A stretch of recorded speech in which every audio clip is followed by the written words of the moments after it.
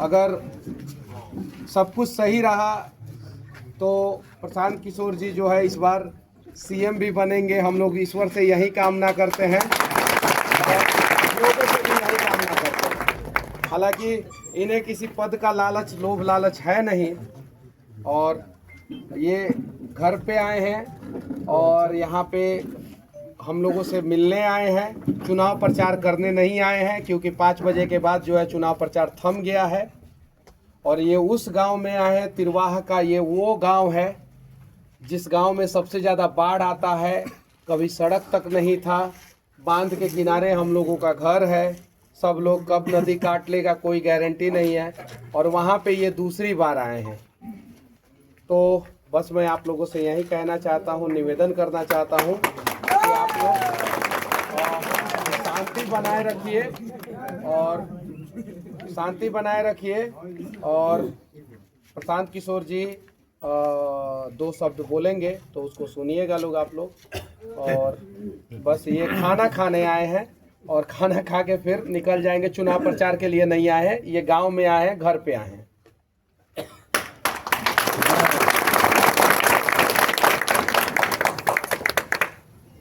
अभी कुछ बोलने का मतलब सब तो रिकॉर्डे हो रहा है। बंद कर दिए? नहीं नहीं, अरे बंद करने से ही मतलब है, बंद तो होगा नहीं। बंद तो होगा नहीं। शासन के लोग अपना बैठे हुए देखने के लिए कि भाई ये लोग प्रचार कर रहा है 5 बजे के बाद भी। मोटे तौर पे एक ही बात है, बिहार का गौरव फिर से हासिल हो, और अगर नई व्यवस्था बन गई तो 14 तारीख के बाद से बच्चों को मजदूरी करने के लिए 12-14 हज़ार के लिए बाहर नहीं जाना पड़ेगा। और ये बात नीचे लोगों को समझ में आया है। जितने प्रवासी मजदूर आए हैं बिहार में, जो रह रहा है 3 साल से बात सुन रहा है, उसके समझ में आया चाहे नहीं, लेकिन प्रवासी मजदूर जो आया है नया लड़का सब, वो पूरा एकदम बोझा उठाया हुआ है कि नहीं, बिहार में व्यवस्था इस बार हम लोग को बदलना है। तो आप लोग भी कंधा लगाइए। जो बाहर से लोग आए हैं उन्होंने छठ के बाद से एकदम गांव-गांव में माहौल बनाया है। जो जन स्वराज के अपने कार्यकर्ता हैं, पदयात्री हैं, बहुत दिन से जुड़े हैं, वो भी इतना मेहनत नहीं कर रहा है जितना कि प्रवासी मजदूर कर रहा है।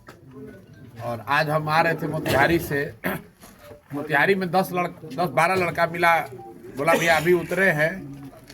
देखिए पीठ पर भी हम लोग का बैग अभी उतारे नहीं है, इसलिए खाली आए हैं कि छठ में नहीं आ सके थे, लेकिन वोट देने आए हैं। मोतिहारी में अतुल कुमार जन स्वराज का प्रत्याशी हम लोग वहीं से सोच कर आए कि इन्हीं को वोट देंगे हम लोग। हमको अपने लगा यार ये आदमी आ रहा है वहाँ से, इसको कैसे मालूम है। तो इतना लड़के ठान कर इस बार आए हैं बदलने के लिए, पूरा जोड़ लगा रहे हैं।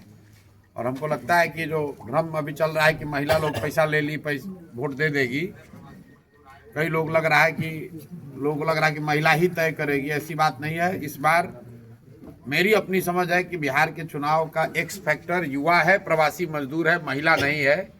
क्योंकि जो यंग लड़का है, प्रवासी मजदूर है, हर बार वो वोट नहीं देता था, आया छठ में फिर चला गया। इस बार वो इन्वॉल्व है, इस बार अपने माँ को, बहन को, पत्नी को बता रहा है कि नहीं, हर हालत में व्यवस्था बदलने के लिए इस बार वोट देना है। 10,000 रुपये के लालच में अगला 5 साल का भविष्य नहीं बेचना है।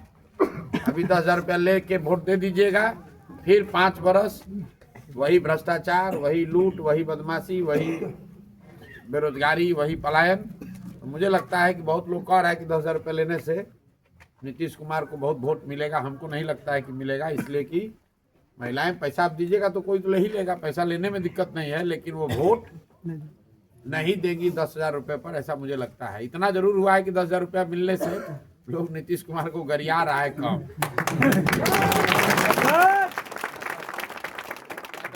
जितना ये लोग शासन का जो हाल रहा है पिछला 4-5 साल में, इस बार विधायक जी लोगों को गांव में घुसना मुश्किल हो जाता है। अभी भी मुश्किल है, कितना विधायक जी लोग को तो दौड़ाया ही, पब्लिक दौड़ाइए रही है, लेकिन ये 10,000 रुपया मिलने से लोगों को थोड़ा गाली गलौज कम हो रहा है। लेकिन वोट पर असर इसका बहुत नहीं पड़ेगा, ऐसा हमको लगता है। इस बार का चुनाव का एक्स फैक्टर, पहली बार प्रवासी मजदूर जो है वो इतना बिहार के चुनाव में इन्वॉल्व हुआ है। नहीं तो वो तो बाहर चला गया, कमाने खाने में रहता है, बिहार की राजनीति में ज़्यादा इन्वॉल्व होता नहीं है।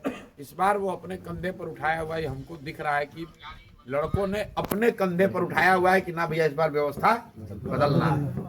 आप लोगों से भी आग्रह है कि जब वोट पड़े, आपने देखा होगा पहले चरण में 65% से ज़्यादा वोट पड़ा है। आज तक बिहार के इतिहास में कभी इतना वोट नहीं पड़ा है। ये वोट दिया कौन?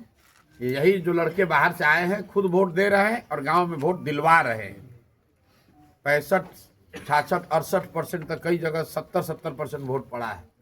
ये परिवर्तन को दिखा रहा है, ये दिखा रहा है कि बदलाव निश्चित है और अगर बदलाव होगा तो बेहतर के लिए बदलाव हो, यही हम लोग आशा अपेक्षा रखते हैं। जनसुराज जीते हारे उससे मतलब नहीं है। बिहार का स्थिति सुधरना चाहिए, बिहार जीतना चाहिए, बिहार में लोगों का भविष्य सुधरना चाहिए।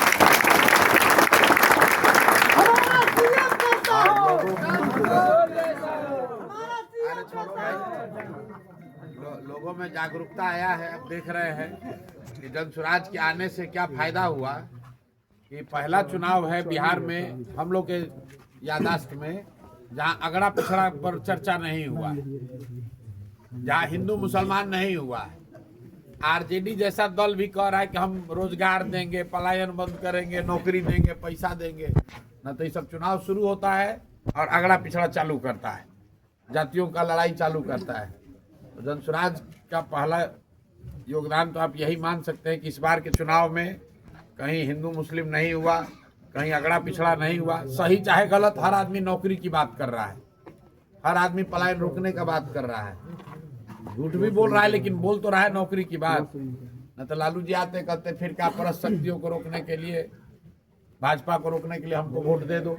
अब भाजपा वाला लोग तो कह ही रहा है कि भैया लालू जी का जंगल राज रोकने के लिए हमको वोट दे दो। लेकिन कम से कम इस बार नौकरी की चर्चा हो रही है, पलायन का चर्चा हो रहा है। सब लोग कह रहा है कि 1 करोड़ नौकरी देंगे, कोई कह रहा है 5 वर्ष में पलायन रोकेंगे। अब जनता देखेगी कि किसके बात पर भरोसा करना है, नहीं करना है। लेकिन चुनाव में पिछले 1 महीना में खाली नौकरी, पलायन, पढ़ाई, इसका बात बहुत बड़े स्तर पर हुआ है। अब समाज पर है, सबका आँख खुलेगा, लोग ठीक से वोट करेगा तो सुधार होगा, और नहीं करेगा तो नहीं करेगा तो 5 वर्ष इसी में भी और कुछ आएगा। इसमें कोई दिक्कत नहीं है, हम लोग तो अपना काम कर ही रहे हैं, कोई दिक्कत नहीं है। बहुत बहुत धन्यवाद। अब आपको भी बहुत देर से आप लोग इंतजार कर रहे हैं, देरी से हम भी आए हैं, माफ़ी चाहते हैं। लेकिन चुनाव में तो कोई समय का